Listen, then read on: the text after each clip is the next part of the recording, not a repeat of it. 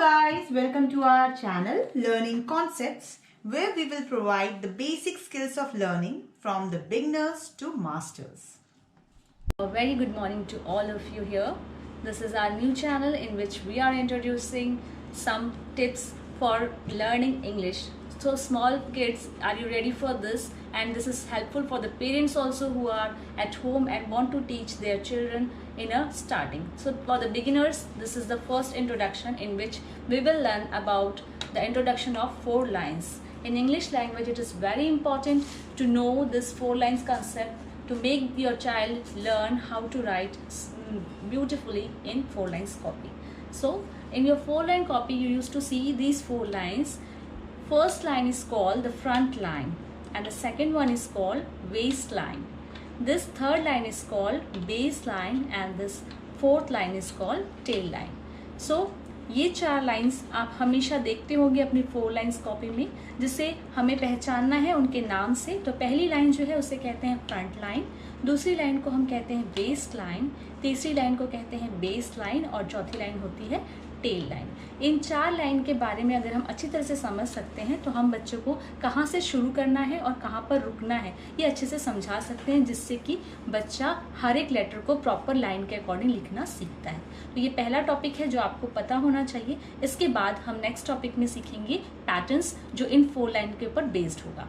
As we have learn the introduction of 4 lines, today we will study patterns. Before that I will teach you what are the things which is required for writing. As you know, copy is there, you need a eraser, a pencil and a sharpener. Okay, now sharp your pencil like this. This is the tip of the pencil. And how to hold the pencil? First you use this index finger, put your pencil like this. This should be a proper grip, then only you can able to write.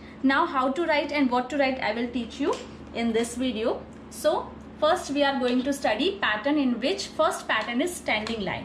For standing line, as we have already learned, I am introducing once again. This one is the front line, this one is the waist line, this one is the base line and this one is the tail line. So hold your pencil and put a dot here in the front line. Okay, and next point in the base line. So you have to start from the front line and you have to stop at the base line.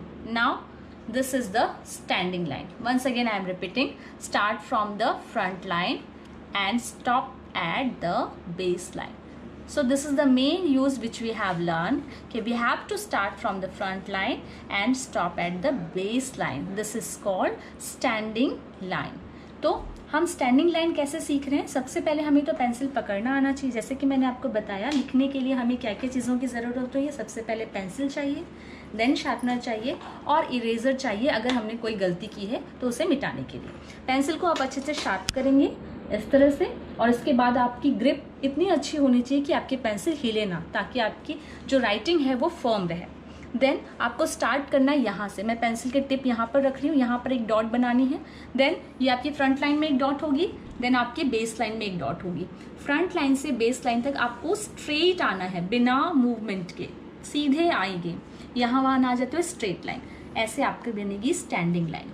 Parents को अपने बच्चों को इसी तरह से guide करना है। आप चाहें तो 2 डॉट्स बच्चों को बना के दे सकते हैं। Then they will start from this line, यहाँ से वो स्टार्ट करेंगे फ्रंट लाइन से और आके रुकेंगे बेस लाइन पर। इस तरह से हम बनाएंगे स्टैंडिंग लाइन। ये पूरे पेज में अगर बच्चा प्रैक्टिस करता है तो उसकी ग्रिप अच्छी होगी और स्ट्रेट लाइन बनाने की प्रैक्टिस कंप्लीट होगी। The next pattern is sleeping line. Sleeping means horizontal. Okay, तो we will learn how to make sleeping line.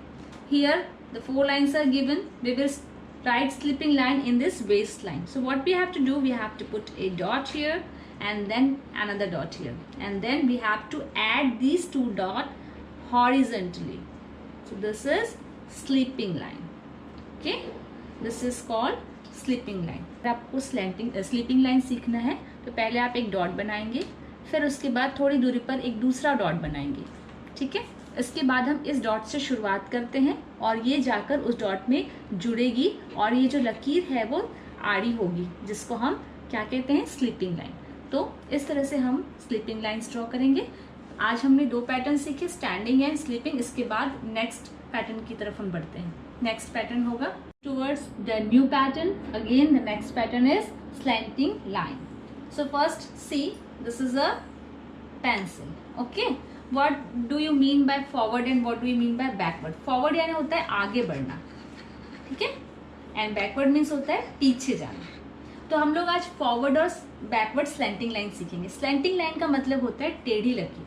अभी तक हमने सीधी लकीर सीखी है, आड़ी लकीर सीखी है, अब हम टेढ़ी लकीर सीखेंगे। हर लेटर और हर लेटर जो हम लिखते हैं अल्फ़ाबेट्स, वो हमारी बेस लाइन से शुरू होता है, इसीलिए हम बेस लाइन में पहले एक डॉट बनाएंगे। बेस लाइन के अकॉर्डिंग अगर हम देखें तो जैसे हम इसके आगे जाकर एक डॉट बनाएंगे, मतलब हम कहाँ जा रहे हैं, आगे मूव हो रहे हैं, तो this is the forward point. Then you have to join this two line. This is forward slanting line. यहाँ पे आप एक डॉट बनाइए बेस लाइन में। देन यहाँ से सीधे जाकर हमें किस तरफ मुड़ना है, फॉरवर्ड यानी आगे की तरफ मुड़ना है। आगे की तरफ मुड़ेंगे और एक डॉट बनाएंगे। डन। अब इन दोनों डॉट्स को हम स्लैंटिंगली जोड़ देंगे, तो ये आपकी बन गई फॉरवर्ड स्लैंट। सो ये डॉट हमने ऐसे ज्वाइन की, लेकिन जब हम लिखते हैं अल्फाबेट तो हम कहाँ से शुरू करते हैं, बेस लाइन से। इसीलिए इसका ध्यान रखोगे, ऐसे किसी भी तरह से हमें डॉट ज्वाइन नहीं करनी। जब आपने ये 2 डॉट्स बना ली स्लैंटिंगली, हमें जो लोअर पार्ट है इससे अपर पार्ट की ओर जाना है, इस तरह से, ठीक है। From base line to front line हमें 2 डॉट्स बनानी है और base line to front line हम जाएंगे, और ये आपकी हो गई forward slanting line. In the same way, we will learn backward slanting line. तो backward slanting line means again हमें क्या करना है, ये हमारा बेस लाइन में एक डॉट हो गया और हमें किस तरफ मुड़ना होगा, बैक साइड। ये उसका स्ट्रेट पॉइंट होगा, हम पीछे की तरफ जाएंगे यानी बैकवर्ड, और यहाँ पर एक डॉट बनाएंगे, ठीक है। अब यहाँ से बेस लाइन से हम ऊपर की तरफ जाएंगे, तो ये क्या हो गया, स्लैंटिंग लाइन। इस तरह से आपको बैकवर्ड स्लैंटिंग लाइन बनानी है। So make a dot like this and then add these 2 points from baseline to front line. This is called backward slanting line. And once again, this is a dot. Again you have to make a dot here and then move backward from baseline to front line. This is your backward slanting line. इस तरह से आपको backward slanting line बनानी है। baseline से शुरू करते हुए आप फ्रंट लाइन तक जाएंगे। ये लाइन आपकी स्मूथली आनी चाहिए और आप हमेशा बेस लाइन से स्टार्ट करेंगे और फ्रंट लाइन पे स्टॉप होंगे। तो ये दोनों जो पैटर्न्स है ये आपको और अच्छे से प्रैक्टिस करनी है। This is the slanting forward slanting line and this one is backward slanting line. So practice it well. Hello all, hope you have learned the basic patterns to guide your child in this lockdown period. So hit like and also do subscribe and click on the bell icon to get this type of informative videos which will be helpful for your child.